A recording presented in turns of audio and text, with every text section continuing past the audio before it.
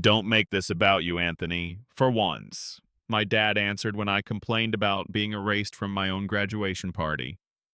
He delivered a speech entirely dedicated to my brother's career, handed him a luxury watch, and tucked my $200 envelope under a napkin.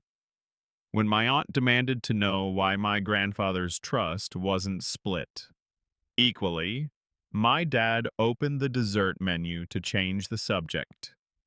I set down my fork, looked in his eyes, and read the letter from Grandpa out loud.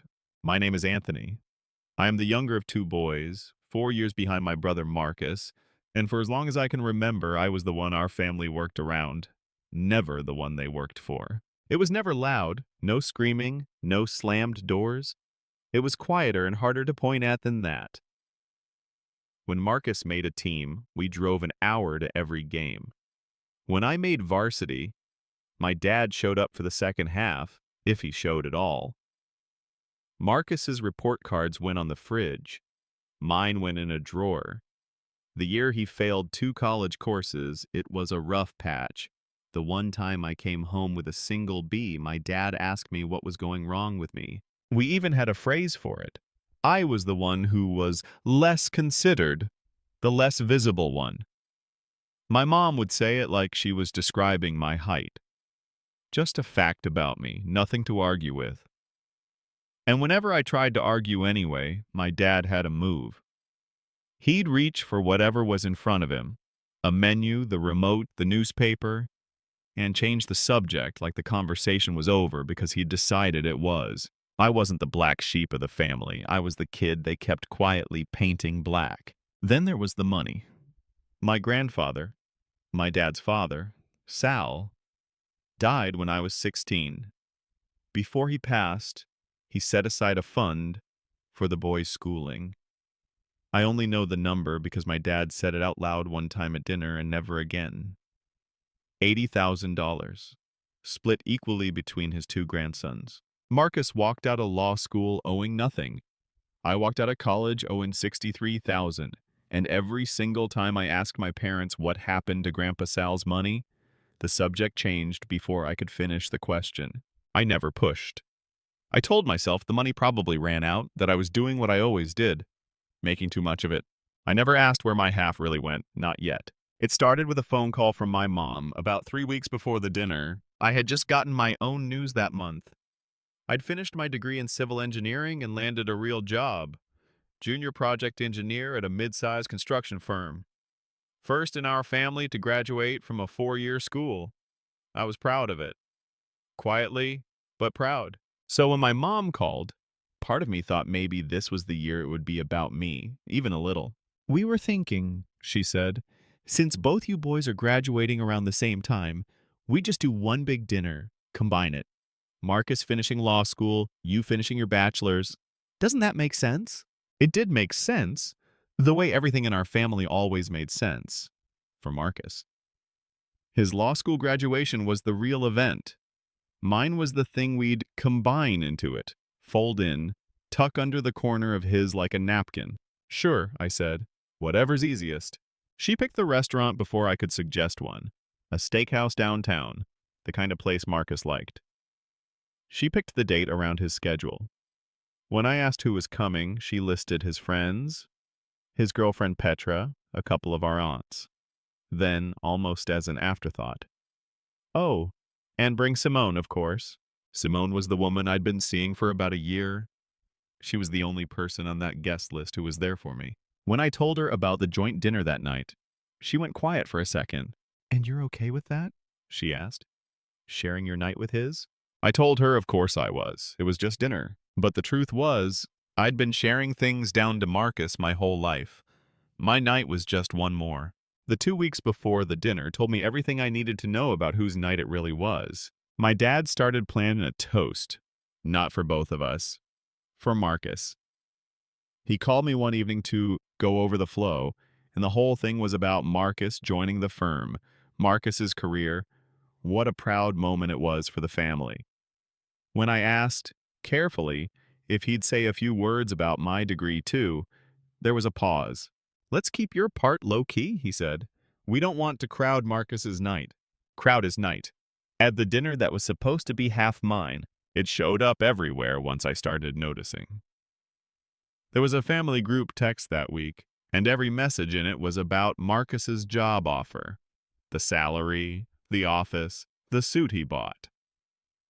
When I mentioned I'd accepted my position as a junior project engineer, my first real job out of school, my dad sent back a single thumbs up. That was it. A thumbs up. I said something finally, just that it felt like my graduation kept getting erased. My dad's answer came fast and flat. Don't make this about you, Anthony, for once. For once. Like I was the one who'd spent 24 years making everything about himself. A few days later, I was at my parents' house when my Aunt Lorraine stopped by. She's my dad's sister, and she's always been the one relative who treats me like a whole person. We were talking in the kitchen about Grandpa Sel, and she said it without thinking, the way you mention something everyone already knows. You know, Pop wanted you boys to split that fund right down the middle, she said. 50-50. He was real clear about it. I put my coffee down. Split it down the middle, I said. Is that right? She must have heard something in my voice because she stopped and looked at me. Anthony, you got your half, didn't you? I didn't answer. She frowned, like she was running numbers in her head that had never lined up. I've still got his letter somewhere, she said quietly. He wrote it all out. Both of you, equal. Split it down the middle, 50-50. Both of you, equal. No one had ever split anything for me in that family. And for the first time, I started to wonder if that wasn't just how it felt, but something they'd actually decided in writing and kept from me. That weekend, Simone helped me get ready, and she was the one who finally said out loud what I'd spent years feeling. My mom had emailed a seating chart for the dinner. She'd actually made one. Simone looked at it over my shoulder and went still. Anthony, she said, look where they put us. Marcus and Petra were dead center, right next to my parents. My name and Simone's were tucked at the far end of the table, down by the wall. The two graduates, and one of us was seated like he'd wandered in off the street. They treat you like staff at your own events, she said. Not angry, just plain like she was reading it off the page. You see that, right? You're not imagining it. I'd spent my whole life being told I imagined it. Hearing someone else say it out loud did something to me. Whatever happens at that dinner, she said, and she took my hand. I've got you. I'm not going anywhere. For the first time in a long time, someone in my corner was actually looking at me. The day before the dinner, my parents threw a small lunch for some relatives who couldn't make the steakhouse. My dad stood in the living room and walked everyone through Marcus's news.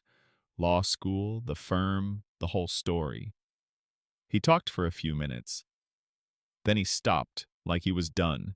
He never mentioned that I'd graduated at all. I waited. I gave him room to circle back. He didn't, so I said it myself quietly. I graduated too, Dad, last month. A couple of the relatives looked at me. My dad gave a little laugh. Anthony's always counting, he said to the room. Always keeping score. You always make yourself the victim. One of my aunts let out a nervous laugh to smooth it over. Everyone moved on. The subject changed, the way it always did. I didn't correct him. I didn't argue. I just stood there and let it land, and somewhere in that quiet, something in me clicked over. He was right about one thing. I had stopped keeping score out loud years ago because it never got me anywhere. But that afternoon, I started keeping score for real. The fund, the letter, the loans, the watch I didn't even know was coming yet. All of it. I just hadn't decided yet what I was going to do with the number. I decided to stop wondering and actually find out. I started with my mom, one more time. I asked her straight, what happened to Grandpa Sal's college fund? She did what she always did.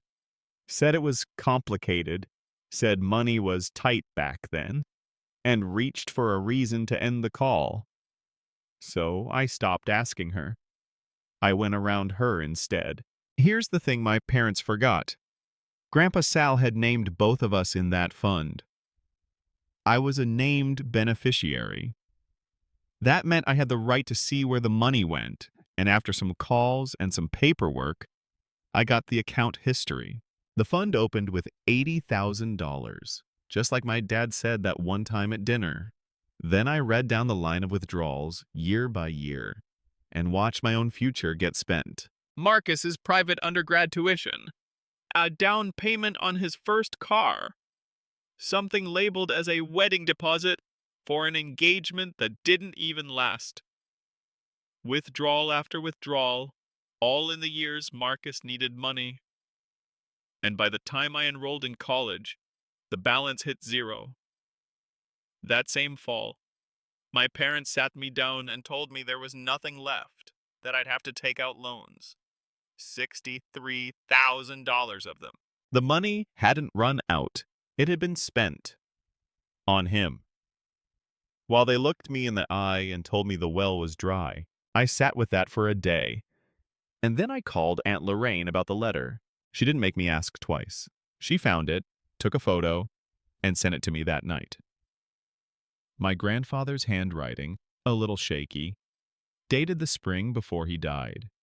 He wrote that the fund was for both my boys equally, that he wanted Marcus and me to have the same shot, that neither one should come out ahead of the other. He'd put it in writing. He'd been clear. And my parents had read those words and decided they didn't apply to me. Then Lorraine told me the part that took the floor out from under me. They knew, Anthony, she said on the phone, her voice low. Your dad read that letter at the kitchen table after the funeral. I was there. He knew exactly what Pop wanted. I always felt sick about how it went. So it was never a misunderstanding. It was never the money quietly running dry. They had the letter, they read the letter, and they chose Marcus anyway. And then spent years changing the subject every time I got close to the truth. I didn't feel like crying. I didn't even feel angry, not the hot kind. I felt cold and clear and very, very calm. My grandfather wrote, both my boys equally. My parents read it and picked one. And in 3 days, they were going to hand that one a Rolex across a dinner table and expect me to smile. I had the account history. I had the letter. I had a witness who was in the room when they read it. For the first time in my life, I wasn't the one who had to prove I mattered. They were the ones who'd have to explain why I didn't. That night, I laid it all out for Simone at her kitchen table, and we talked through what saying something would actually cost me. Because there was a version of this where I said nothing. I go to the dinner, I smile at the watch, I pocket my $200, and I stay the son who's easy to overlook. No scene, no tears from my mom, no one calling me the kid who ruined Marcus's big night. But I'd been doing the math on that version too. Staying quiet wasn't free. It just meant paying slowly. Another 20 years of being seated by the wall. Another 20 years of combined dinners and changed subjects and being told I was always counting. And the truth, the fund, the letter, what they did, buried for good, so they'd never once have to look at it. If I say nothing, I told Simone, they win twice. They take the money, and they get to keep pretending they didn't. She didn't push me either way. She just asked, what do you actually want out of that room? I thought about it for a long time. I didn't want to scream. I didn't want to humiliate anyone for sport. I wanted the truth said out loud once, in front of the people whose opinion my parents actually cared about. I wanted to stop being the family's quiet problem. And I wanted to walk out of that steakhouse not needing a single thing from any of them ever again. That was the moment it stopped being a question. I wasn't going to spend one more dinner pretending. Not pretending the money was a mystery. Not pretending I hadn't been cut out on purpose. Not pretending we were the kind of family that loved its sons the same. So I made one small decision. I printed out the account history, and I folded my grandfather's letter in with it, and I put both pages in the inside pocket of my jacket. Not to ambush anyone, not to wave it around like a lawyer. Just so that if the question came up at that table, if anyone asked why one brother got a Rolex and the other got an envelope, I could answer it plainly, with the truth in my hand instead of in my throat. For 24 years, I'd swallowed it. The night before that dinner, I stopped. I wasn't going to make a scene, I was going to stop avoiding one. The dinner went exactly the way I knew it would, right up until it didn't. We were in that private room at the back of the steakhouse. White tablecloths, maybe a dozen of us. Marcus and Petra at the center, my parents beside them. Simone and me down by the wall, just like the chart said. The plates were cleared, and my dad stood up with his glass. The toast was all Marcus. The firm, the future, how proud he was. At the very end, he added, "And Anthony's doing well, too, the way you'd thank the busboy." Then he reached down and slid the box across the table. Marcus opened it slow. The Rolex caught the light, steel and blue. Petra lifted her phone and took the picture. The table clapped.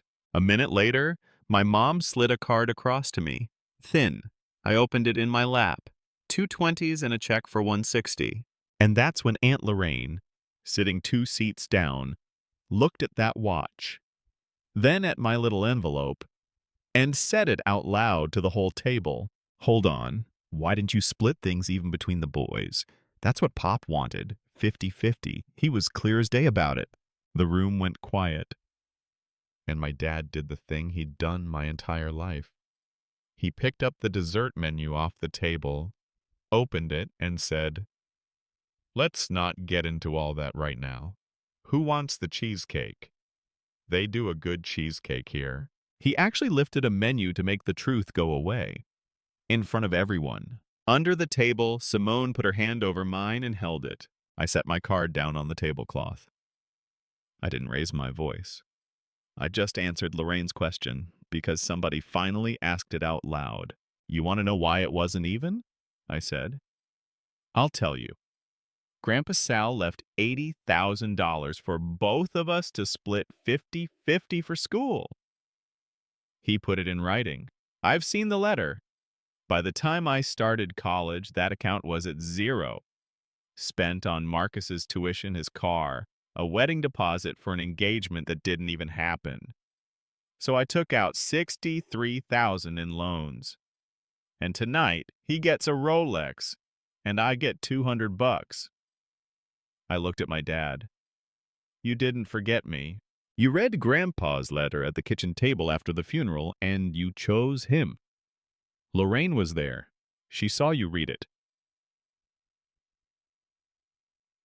My mom started to cry. My dad's face went red, and he said my name like a warning. "Anthony." "I'm not doing this to ruin anyone's night," I said. "I just stopped pretending. That's all. I've spent 24 years being the less visible one in this family, and I'm done volunteering for it." I stood up. I left the $200 card right there on the tablecloth next to the watch box, so the two of them sat side by side where everyone could see. "Thank you, Aunt Lorraine," I said, "for asking the question nobody else would." Then I took Simone's hand, and we walked out of that back room, past the cheesecake my father was still pretending to care about, and out the front door into the parking lot. Nobody changed the subject this time. There was no subject left to change. For once, the truth just sat there on the table, in front of all of them, and stayed. I never went back to a family dinner again. The call started the next morning. My mom saying I'd embarrassed everyone, that I'd made a scene at Marcus's special night. Never mind that it was supposed to be mine too. Marcus texted that I was overreacting about a watch, like the watch was ever the point. They sent everyone they could think of to talk me down. Everyone except the one person who actually owed me a conversation. So I stopped picking up, not out of anger. I just finally understood that nothing would change as long as I kept showing up to be overlooked. The only person who stayed in touch the right way was Aunt Lorraine, who told me she should have said something years ago. And then I built a life. 2 years later, I made senior project engineer.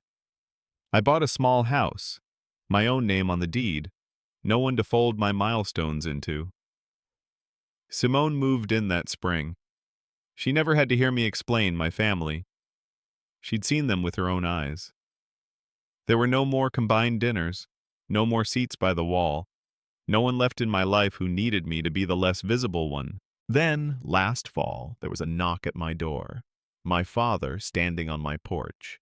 No menu to hide behind. No Marcus, no mom, nobody sent to do it for him. He stood there a long moment, and then he said the thing he'd spent my whole life avoiding. I knew what the letter said, he told me. I knew, and I picked your brother. And I told myself it didn't matter. It mattered. I was wrong, Anthony. I'm sorry. I didn't need to hear it anymore to be okay. I'd stopped needing anything from him the night I walked out of that steakhouse. But I let him say it to my face in his own words, with no one to change the subject for him. For the first time in 24 years, my father had nothing left to reach for but the truth. And I let him stand in it.